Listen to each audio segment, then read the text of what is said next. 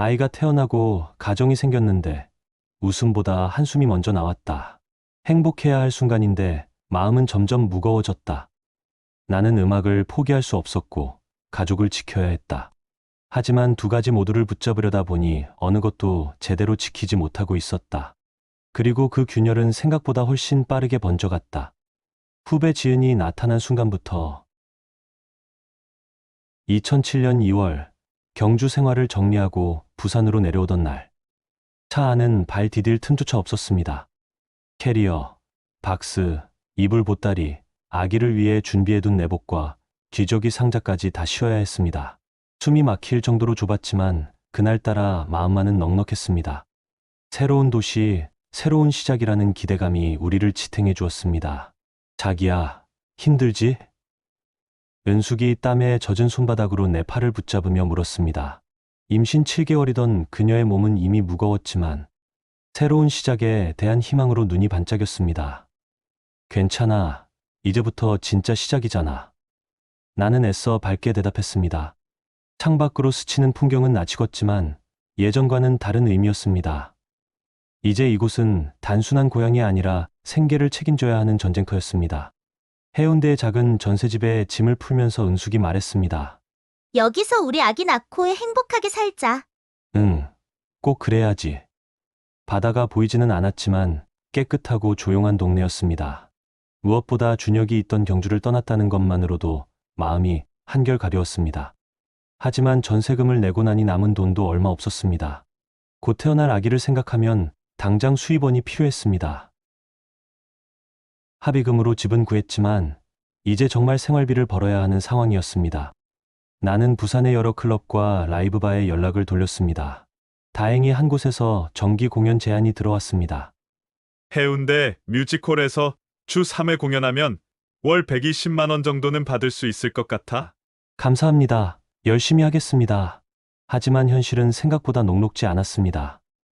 음악만으로는 가정을 꾸려나가기 어려웠습니다. 월 120만 원으로는 생활비를 감당하기에 턱없이 부족했습니다. 낮에는 지인의 소개로 작은 건설 현장에서 막노동을 시작했습니다. 해운대에서 기장까지 지하철로 1시간 넘게 걸리는 현장이었습니다. 첫 출근 날 새벽 5시 30분에 일어나 준비했습니다. 지하철 첫 차를 타고 가야 7시 조회에 맞출 수 있었습니다. 조심히 다녀와. 은숙이 졸린 눈을 비비며 도시락을 싸주었습니다. 김치찌개에 국물에 밥을 말아서 싸준 도시락이었지만 그것만으로도 고마웠습니다. 괜찮아. 힘들면 그만둬도 돼. 아니야, 우리 아기 생각하면 견딜만해. 현장 일은 생각보다 훨씬 힘들었습니다. 오전 7시부터 오후 5시까지는 현장에서 땀을 흘렸습니다. 시멘트 포대를 나르고 철근을 옮기고 벽돌을 쌓았습니다. 손에는 굳은 살이 박히고 어깨는 뻐근했지만 하루 8만 원의 일당이 절실했습니다. 한 달에 22일 정도 나가면 176만 원. 거기에 음악 활동 수입 120만 원을 합치면 296만 원이었습니다. 그나마 현실적으로 생활이 가능한 수준이었습니다. 하지만 몸은 점점 지쳐갔습니다. 현장에서 5시에 끝나면 집에 와서 간단히 씻고 저녁을 먹은 후 다시 클럽으로 나가야 했습니다.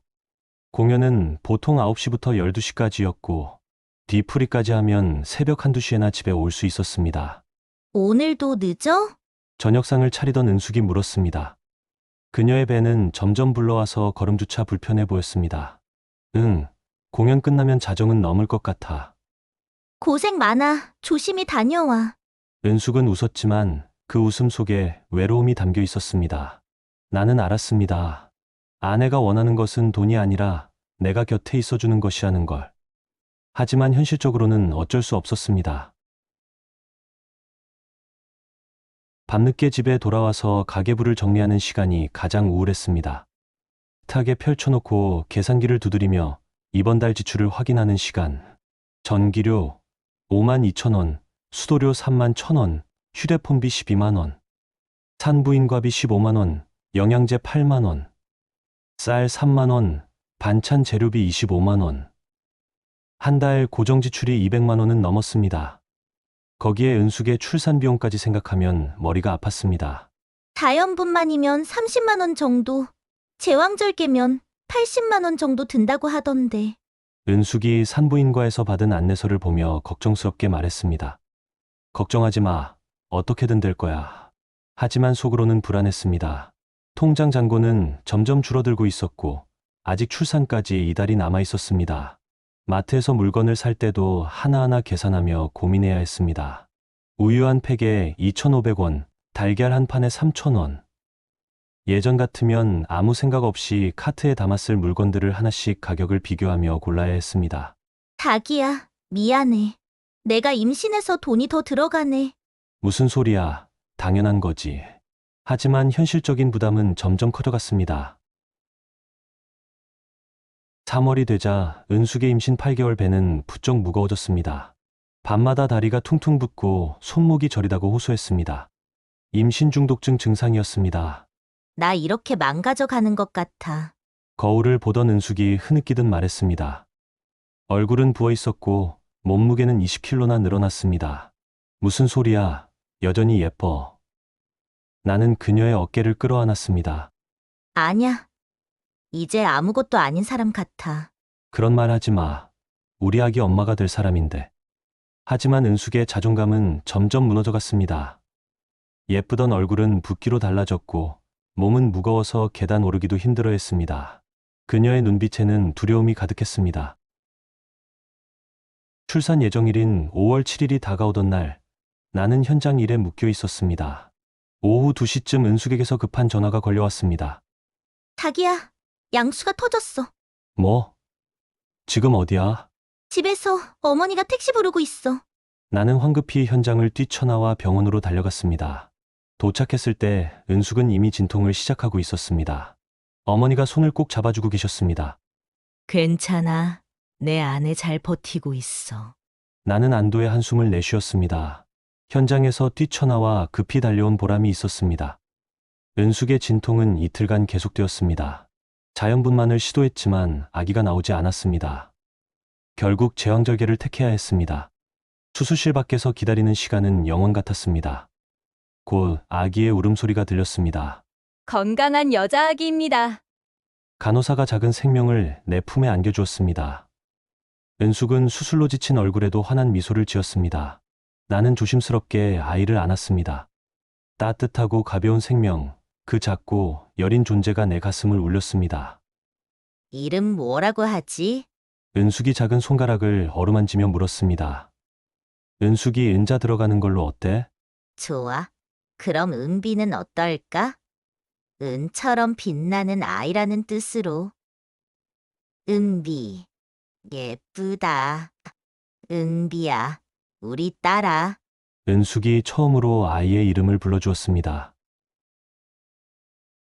제왕절개 수술 부작용으로 은숙은 2주일간 거동이 불편했습니다. 밤마다 은비를 안은 채 멍하니 눈물을 흘렸습니다. 나 애 안 낳을 걸 그랬나 봐. 그녀의 목소리는 바람 빠진 풍선 같았습니다. 친정어머니가 부산으로 내려와 산후조리를 도왔습니다. 처음에는 모녀가 부둥켜 안고 울었지만 고착은 다툼들이 이어졌습니다. 내가 왜 그렇게 무리했니? 애 아버지는 뭘 하고 있었어? 엄마가 뭘 알아? 내가 얼마나 힘들었는데. 나는 그 옆에서 말없이 밥그릇만 치웠습니다. 가정은 웃음보다 무거운 한숨으로 채워졌습니다. 친정어머니가 산후조리를 도우러 와주셨지만 그것조차 은숙에게는 스트레스였습니다. 은수가 미역국 좀 먹어라. 배 안 고파요. 젖 말리려고 애기 생각해서라도 먹어야지. 아, 알겠어요. 먹을게요. 은숙은 짜증을 냈고 어머니는 서운해했습니다. 나는 그 사이에 끼어서 어정쩡한 위치에 있을 수밖에 없었습니다. 일주일 후 친정어머니가 돌아가시면서 말씀하셨습니다. 남수야, 은숙이 좀 이상해. 예전 같지 않아. 그냥 피곤해서 그런 것 같아요. 아니야. 그런 게 아니야. 병원에 한번 데려가 봐. 하지만 나는 그냥 일시적인 증상이라고 생각했습니다. 시간이 지나면 괜찮아질 거라고 믿었습니다. 출산 후 한 달이 지나도 은숙의 기분은 나아지지 않았습니다. 은비는 밤낮을 가리지 않고 울어댔고 은숙은 제대로 잠을 자지 못했습니다. 내가 엄마 자격이 있나 싶어. 새벽 3시 또다시 우는 은비를 안고 있던 은숙이 말했습니다. 왜 이렇게 우는지 모르겠어. 나는 아무것도 할 수 없어. 괜찮아. 모든 초보 엄마가 그래. 아니야, 나만 이런 것 같아. 은숙의 눈에는 절망이 가득했습니다. 산후 우울증이 시작되고 있었습니다. 낮에도 은숙의 상태는 좋지 않았습니다. 은비가 잠들어 있는 동안에도 멍하니 천장만 바라보고 있었습니다. 나는 여전히 새벽까지 일했습니다. 현장 일과 공연을 병행하느라 집에 들어오는 시간은 점점 늦어졌습니다. 하루는 새벽 2시에 들어왔는데 은숙이 거실에서 혼자 은비를 달래고 있었습니다. 또 늦었네. 은숙의 목소리에는 원망이 섞여 있었습니다. 은비는 계속 울어댔고 그녀의 눈은 충혈되어 있었습니다. 공연이 늦게 끝났어. 맨날 그 핑계지. 나는 짜증이 났습니다. 가족을 위해 이렇게 고생하는데 이해는커녕 원망만 들어야 한다는 게 핑계가 아니야. 정말 일이었어. 그래, 당신한테는 일이 제일 중요하니까. 은숙이 은비를 더 세게 흔들었습니다. 은비는 더 크게 울기 시작했습니다. 자기야, 너무 세게 흔들면 안 돼. 그럼 당신이 해봐. 하루 종일 이렇게 울어대는데 어떻게 하라고.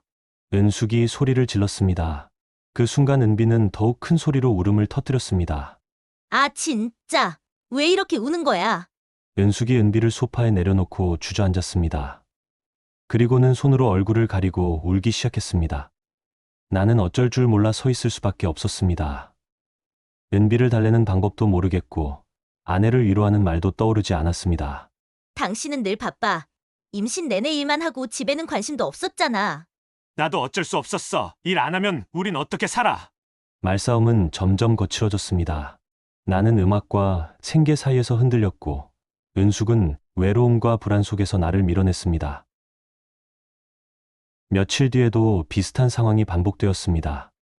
아침에 현장에 나가려는데 은숙이 말했습니다. 은비가 열이 나는 것 같아. 병원에 데려가야 할 것 같은데. 그럼 혼자 가봐. 나는 일 빠지면 안 돼. 혼자? 은비 안고 지하철 타고 가라고? 은숙의 목소리가 떨렸습니다. 그럼 어쩌라고? 내가 일 안 하면 병원비는 누가 내? 다른 아빠들은 아이 아프면 일 빼고 병원 가던데. 다른 아빠들이랑 우리랑 똑같아? 나는 정직원도 아니고 하루 안 나가면 하루치 돈이 없어져. 결국 어머니가 부산역까지 올라와서 은숙과 함께 병원에 갔습니다. 나는 그날 하루 종일 죄책감에 시달렸습니다. 저녁에 집에 돌아오니 은숙이 차갑게 말했습니다. 다행히 별일 없대. 그렇게 됐구나. 다행이다. 당신한테는 일이 더 중요하니까 알 필요도 없겠지만. 그 말에 나도 화가 났습니다. 왜 그렇게 말해? 가족을 위해서 일하는 건데. 가족을 위해서? 정말 우리를 위해서야? 아니면 당신 음악을 못 포기해서야? 날카로운 지적이었습니다. 나도 모르게 음성이 높아졌습니다. 당신은 집안일은 하나도 안 도와주면서 돈만 벌어오면 다 되는 줄 알아? 그럼 내가 일 안 하고 집에 있으면 은비 기저귀는 누가 사? 식탁 위에 미역국은 식어갔고 우리는 서로 눈을 마주치지 않았습니다. 신혼의 달콤함은 온데간데 없고 현실의 무게만 남아 있었습니다. 일주일 뒤 더 큰 싸움이 터졌습니다. 은숙이 은비를 재우려고 하는데 계속 울어서 스트레스를 받고 있었습니다. 자기야, 좀 도와줘. 나도 피곤해. 내일 새벽에 나가야 해. 나는 안 피곤한 줄 알아? 나는 24시간 은비랑 있는데. 그럼 어쩌라고? 내가 젖을 줄 수는 없잖아. 그런 게 아니라 좀 안아주기라도 해보라고. 나는 마지못해 은비를 안았습니다. 하지만 서툰 손길 때문에 은비는 더 크게 울기 시작했습니다. 아, 됐어. 줘. 은숙이 은비를 다시 받아 안았습니다.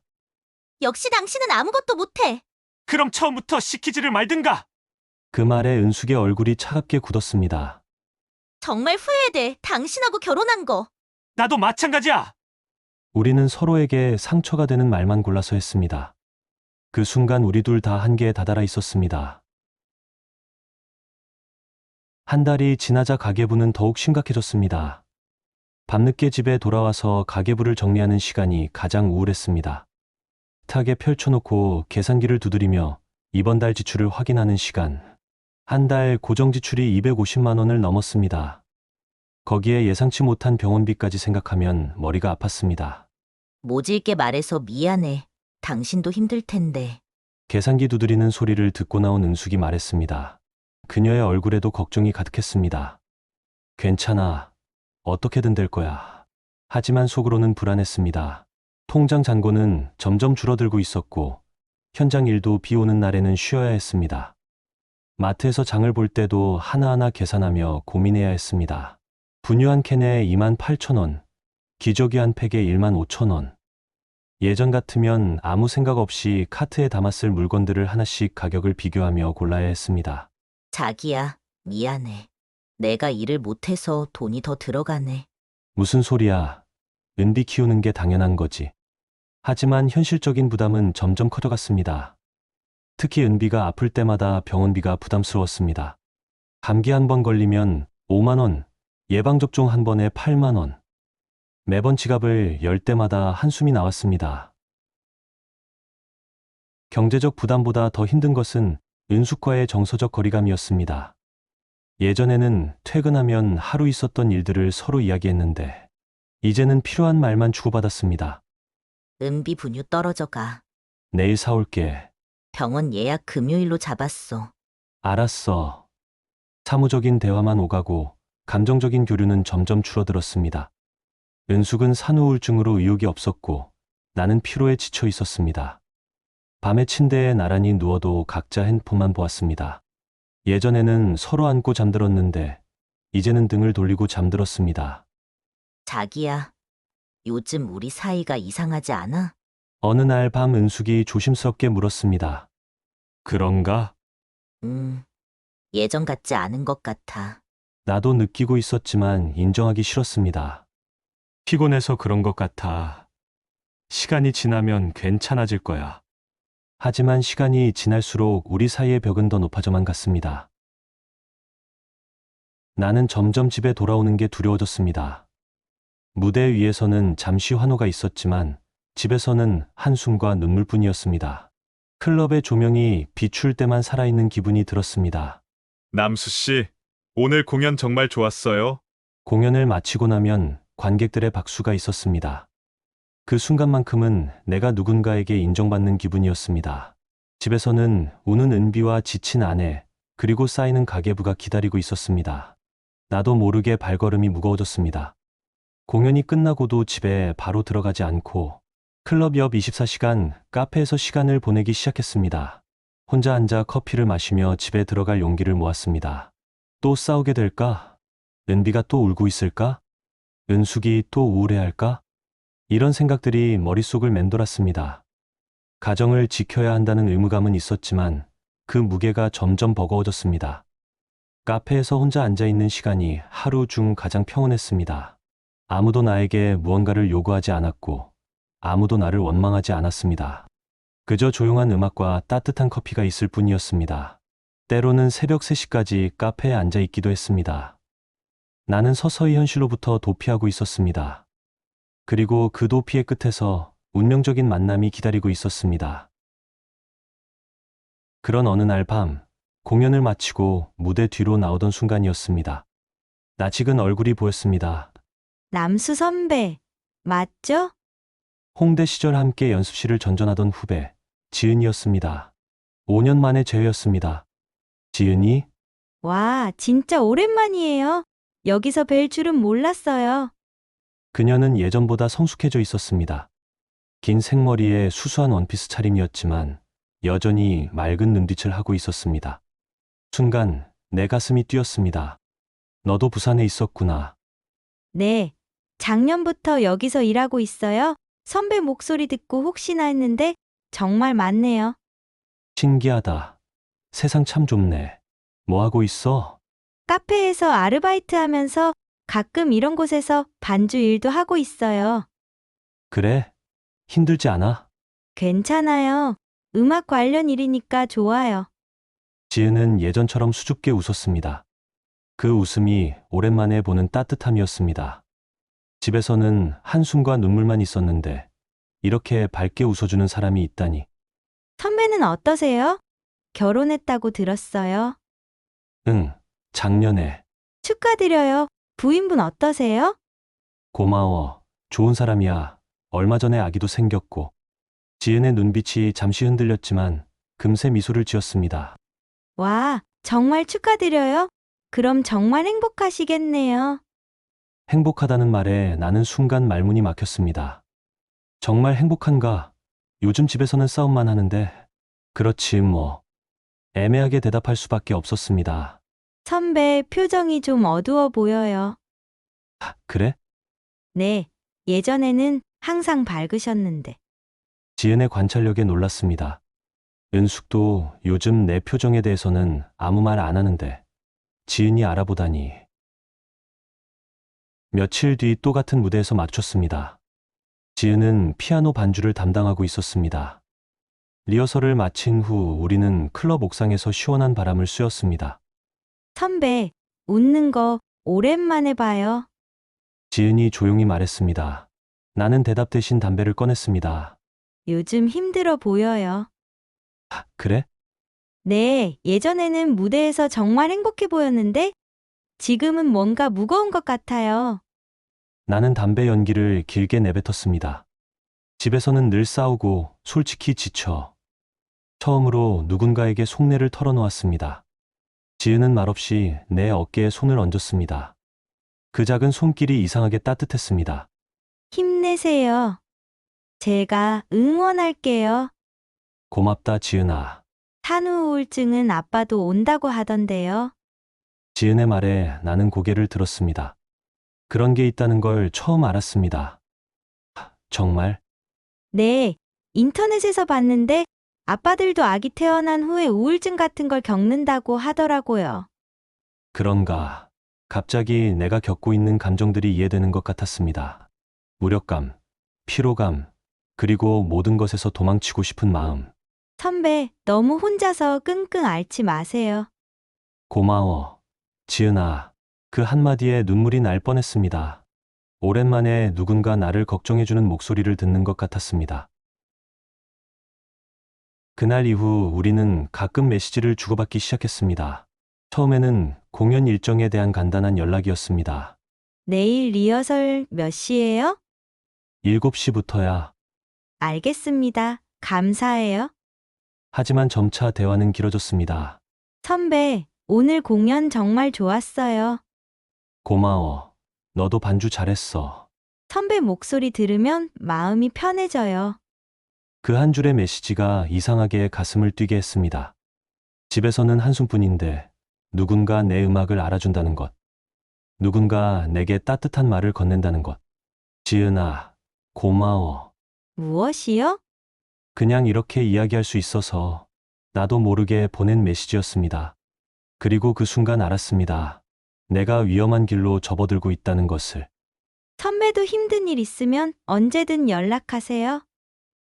정말 네, 저는 선배 편이니까요. 편이라는 말이 마음에 와 닿았습니다. 집에서는 내 편이 되어주는 사람이 없는데 지은이 내 편이 되어준다니. 어느 날 밤에는 이런 대화도 나눴습니다. 선배, 아직 안 주무세요? 응, 집에 가기가 싫어서. 왜요? 집에 가면 또 싸울 것 같아서. 많이 힘드시겠어요. 응, 요즘 정말 힘들어. 그럼 내일 시간 되시면 커피라도 마셔요. 그래도 될까? 물론이죠. 선배 기분 전환도 필요하고. 그 메시지를 보고 나서 한참을 망설였습니다. 이게 맞는 일인가? 가정이 있는 남자가 다른 여자와 커피를 마시는 게. 하지만 결국 답장을 보냈습니다. 고마워. 그럼 내일 오후에 만나자. 다음 날 오후 해운대의 작은 카페에서 지은을 만났습니다. 다른 동료들은 모두 바쁘다고 하고 우리만 남았습니다. 선배, 커피 한 잔 더 드세요. 지은이 따뜻한 아메리카노를 내 앞에 놓았습니다. 집에 가야 하는데 자꾸 발걸음이 무거워져. 나는 솔직하게 말했습니다. 많이 힘드시죠? 응. 은비는 밤새 울고 아내는 우울해하고 나는 돈 벌려고 아침부터 밤까지 뛰어다니고. 지은이 조용히 내 손에 자신의 손을 올렸습니다. 그 순간 전기가 흐르는 것 같았습니다. 선배도 쉬어야 해요. 어떻게 쉬어? 가장인데. 그래도 가끔은 자신을 위한 시간도 가져야죠.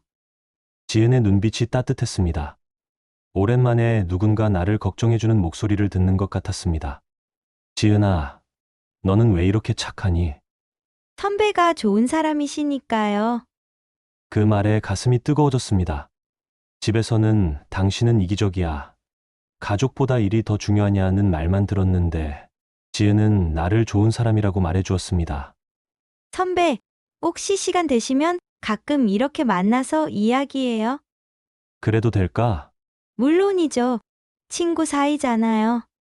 친구라는 말이 조금 아쉽기도 했지만 그래도 이렇게라도 만날 수 있다는 게 감사했습니다. 어느 날은 지은이 자신의 이야기를 들려주었습니다. 사실 저도 연애하다가 헤어졌어요, 작년에. 그랬구나. 힘들었겠다. 네, 좀 힘들었어요. 그런데 선배 만나고 나서 많이 나아진 것 같아요. 내가 네, 선배는 정말 따뜻한 사람이세요? 이렇게 제 이야기도 들어주시고. 지은의 말에 가슴이 설렜습니다. 누군가 나를 따뜻한 사람이라고 평가해 준다는 것. 집에서는 차가운 사람, 무관심한 사람이라고 여겨지는데 지은아, 네, 너를 만나서 참 다행이야. 저도예요. 그날 밤 집에 들어가서도 지은의 손길이 계속 생각났습니다. 옆에서 자고 있는 은숙을 보며 죄책감이 밀려왔습니다. 하지만 동시에 지은에게서 느낀 따뜻함을 지울 수가 없었습니다. 내 마음속에 위험한 균열이 시작되고 있었습니다. 가정을 지켜야 한다는 의무감과 누군가에게 위로받고 싶다는 욕구 사이에서 흔들리고 있었습니다. 아직은 아무 일도 일어나지 않았습니다. 그저 커피를 마시며 대화를 나누는 것뿐이었습니다. 하지만 그 작은 시작이 얼마나 큰 파장을 불러일으킬지 그때는 알지 못했습니다. 지은과의 만남이 잦아지면서 집에서의 문제들은 더욱 선명하게 보였습니다. 은숙은 여전히 산후우울증에 시달리고 있었고 은비는 밤마다 울어댔습니다. 나는 그 모든 문제들로부터 도망치고 싶었습니다. 자기야, 은비가 또 열이 나는 것 같아. 그럼 해열제 먹여봐. 혼자 하기 힘들어. 좀 도와줘. 나 지금 피곤해. 내일 새벽에 나가야 하는데. 이런 대화가 반복될 때마다 지은과의 따뜻한 대화가 그리워졌습니다. 지은은 내 피로를 이해해 주었고 내 말을 끝까지 들어주었습니다. 하지만 집에서는 항상 요구와 불만만 들어야 했습니다. 어느 날 밤 은숙이 울면서 말했습니다. 당신 요즘 이상해. 예전 같지 않아. 뭐가? 그냥 느낌이 달라. 마음이 어디가 있는 것 같아. 은숙의 직감은 예리했습니다. 실제로 내 마음은 점점 지은에게로 기울어지고 있었습니다. 무슨 소리야? 변한 게 없는데. 정말 정말이야. 거짓말이었습니다. 나는 이미 변하고 있었습니다. 가정에 충실해야 한다는 마음과 지은에게서 느끼는 이해한 사이에서 흔들리고 있었습니다.